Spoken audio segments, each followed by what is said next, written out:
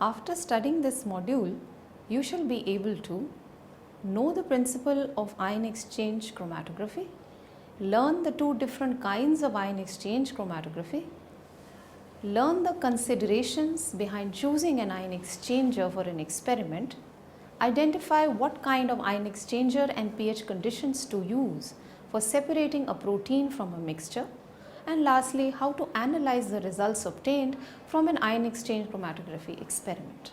To introduce you to the ion exchange chromatography concept, ion exchange chromatography is a biochemical technique widely used to separate molecules on the basis of their net charge.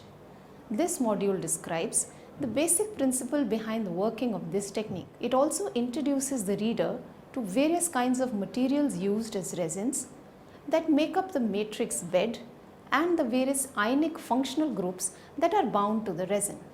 Pages discuss the various features that characterize different ion exchangers and the considerations to be kept in mind while selecting an ion exchanger for an experiment. Lastly, it briefly outlines a couple of useful applications of ion exchangers.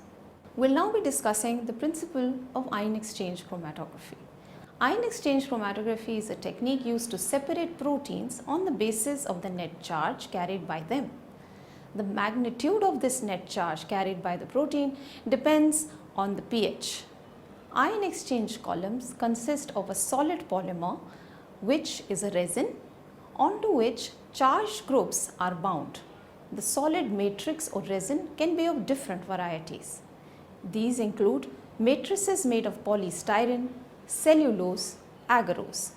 The matrix can also be made of a copolymer of styrene and vinyl benzene, in which divinyl benzene cross-links the polystyrene and also carries the charged groups. A resin to which anionic groups are bound are called as a cation exchanger, and a resin to which cationic groups are bound is called as an anionic exchanger. As you can see in this figure, the left hand side shows an anion exchanger and the right hand side shows the cationic exchanger.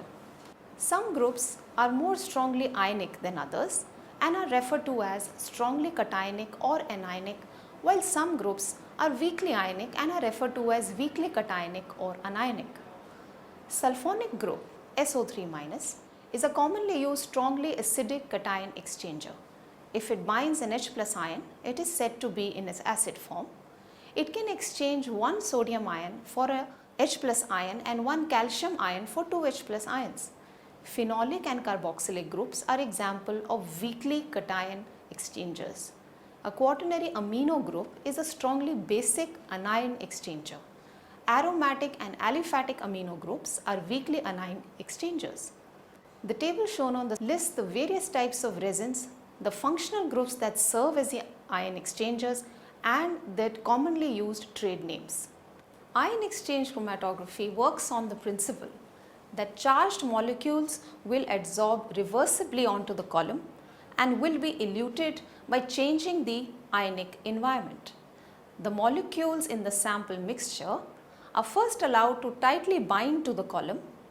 Appropriately changing the buffer pH or altering the ionic strength of the buffer allows elution of the bound substances. The order of elution of substances from the column depends on their affinity for the charged groups on the column. For an anion exchanger, the cationic species in the sample mix will not bind and hence will be eluted first, followed by the anionic species.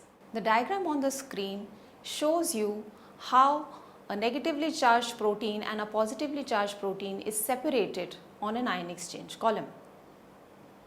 Cations will not bind to an anion exchanger and elute first, followed by the anions. Converse would hold true for the cation exchanger. Also, weakly bound substances will be eluted first, followed by substances bound more strongly. Affinity of a bound substance to the resin will be a function of both the pH and ionic strength of the buffer system used. Now we'll discuss the considerations when working with ion exchangers. Firstly, the features of an ion exchange resin.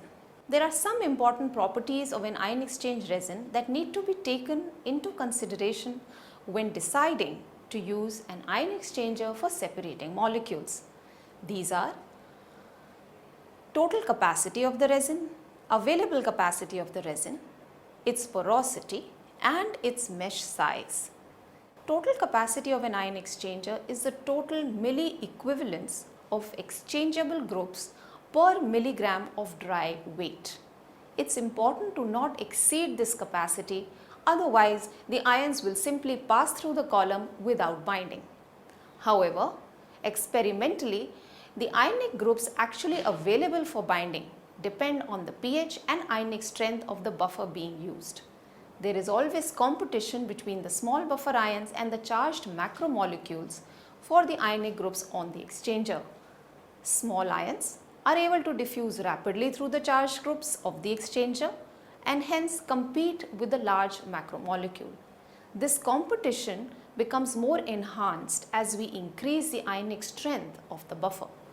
The capacity of the resin that is actually available under the conditions of the experiment is called as the available capacity. Now we'll talk about the porosity of the matrix. The charged groups on the matrix are both inside and outside the matrix. The beads of the matrix also act as a molecular sieve. In case of polystyrene based resins, the size of the pores are determined by the extent of crosslinks, and that is determined by the amount of divinyl benzene. For example, for Dowix and Ag matrices, the percentage of divinyl benzene is indicated in its label. Dowix 50x8 for example is 8% divinyl benzene. Greater crosslinks increases the capacity of the resin. Small molecules are better separated on matrices with small pore sizes. Macromolecules require larger pore sizes. Cellulose ion exchange resins are fibrous and are best for purifying large molecules like polynucleotides and proteins because their functional groups are exposed on the surface and hence easily accessible for binding. Beaded forms of cellulose resins are also available, such as diethyl aminoethyl, Cefakel and diethyl aminoethyl biogel P resins. Such resins offer molecular sieving effects and allow better flow rates, which improves separation. Besides porosity, the size of the beads, particle sizes also affects the separation of substances on an ion exchanger. This is called as mesh size. Greater mesh size implies a smaller surface to volume ratio and hence decreased capacity and more time taken for an exchange to occur per unit volume of the resin. This leads to slower flow rate. More time taken by a substance on the resin allows for greater diffusional spreading that compromises the resolution of the separation. Using a finer mesh, on the other hand, will cause less time for an exchange on the resin and hence better resolution. Now we'll talk about the choice of an ion exchanger. The very first choice to be made when performing ion exchange chromatography is to decide whether to use an anionic or cationic exchanger. In case of a mixture of proteins, the net charge on the protein will determine whether they will bind to an exchanger or not. The net charge on a protein depends on the pH. Hence, knowing the stability of the proteins in the sample mix at the pH being used in an experiment is very important. Proteins are stable over specific pH ranges. If a protein is stable at a pH which is above its isoelectric pH, that is its Pi, then it will be negatively charged. A protein that is stable at its Pi will be positively charged. The former will bind to an anion exchanger, while the latter will bind to a cation exchanger. The figure displays this concept.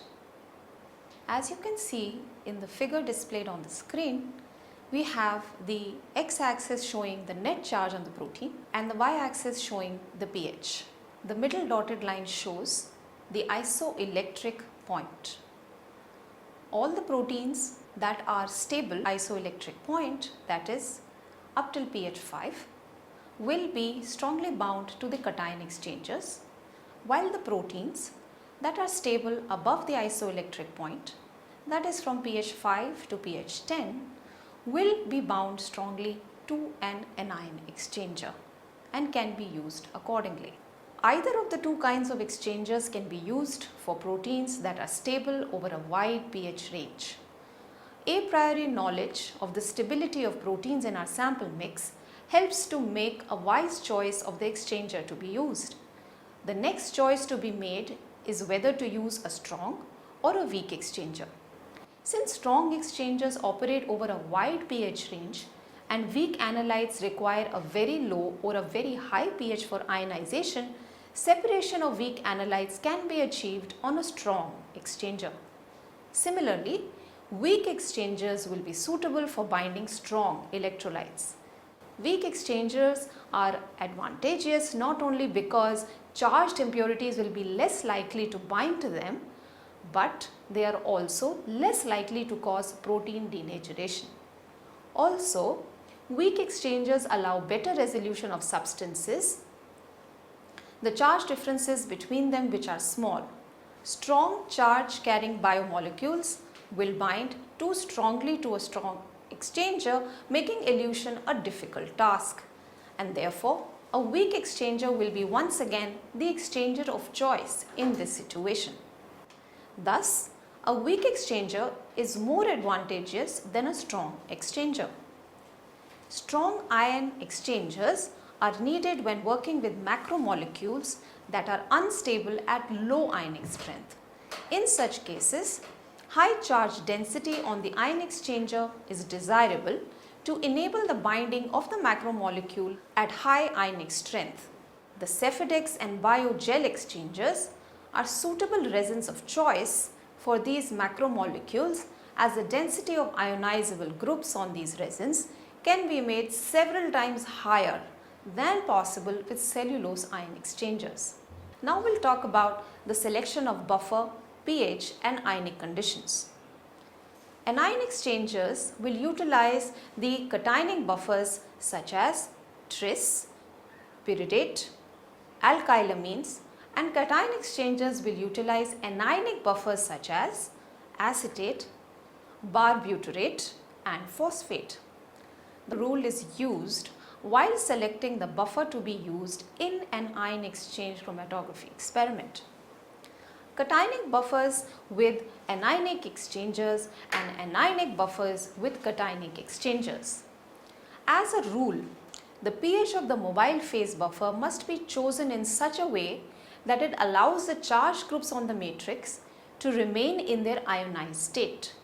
In case of a cation exchanger, the charged groups on the resin should be maintained in their anionic state. This will happen only at pH values above the pKa or the dissociation constant of the charged group. Furthermore, binding of the sample molecule to this cation exchanger will take place only if it is positively charged. For proteins, this will be possible only if the pH is below the isoelectric pH, that is below their pi. Thus, binding on a cation exchanger will be achieved only if the pH of the mobile phase is above the pKa of the charged groups on the resin and below the pi or the isoelectric point of the proteins in the sample. For example, in cation exchange chromatography, using a functional group on the solid support with a pKa of 2.2, a sample molecule with a pi of 9.2 may be run in a mobile phase buffer of pH 5.5. Similar reasoning applies for an anion exchange column. In anion exchange chromatography, a molecule with a pi of 5.8 may be run in a mobile phase buffer at pH 8 when the pKa of the solid support is 10.3.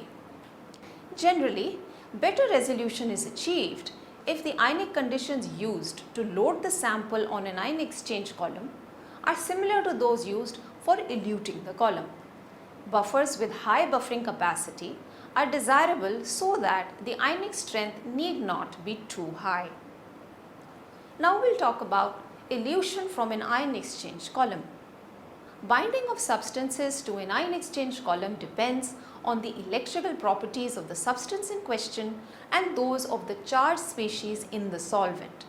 Elution can be achieved by changing the pH in order to alter the charge on the bound substances, which in turn will affect their affinity towards the resin, or by competing out the bound substances using salts. On varying the pH, different bound substances will be affected differently, depending upon their respective electrical properties.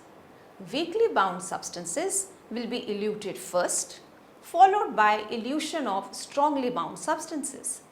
Two methods are employed when eluting an ion exchange column: a continuous ionic strength gradient elution or a stepwise elution. Selection of either method is specific to the situation in question and is usually arrived at by trial and error.